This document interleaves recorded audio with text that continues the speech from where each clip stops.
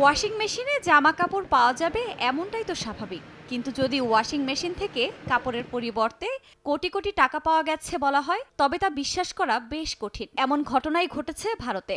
দেশের আর্থিক বিষয়ক তদন্তকারী সংস্থা ইডি ওয়াশিং মেশিনের ভেতর থেকে কয়েক কোটি রুপি উদ্ধার করেছে। একটি কোম্পানিতে চালানো অভিযানে এ বিপুল পরিমাণের অর্থ উদ্ধার করা হয়েছে।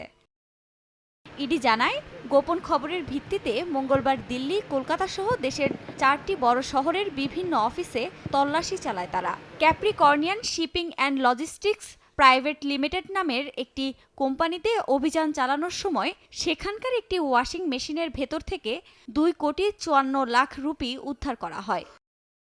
জানা গেছে, সিঙ্গাপুরের সংস্থায় পণ্য পাঠানোর নাম করে ভুয়া হিসাব দেখাতো কোম্পানিটি।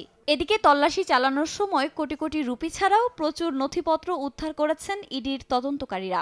এছাড়া 47টি ব্যাংক অ্যাকাউন্টের খোঁজ মিলেছে। ওই অ্যাকাউন্টগুলো ব্যবহার করে টাকা পাচার করা হতো।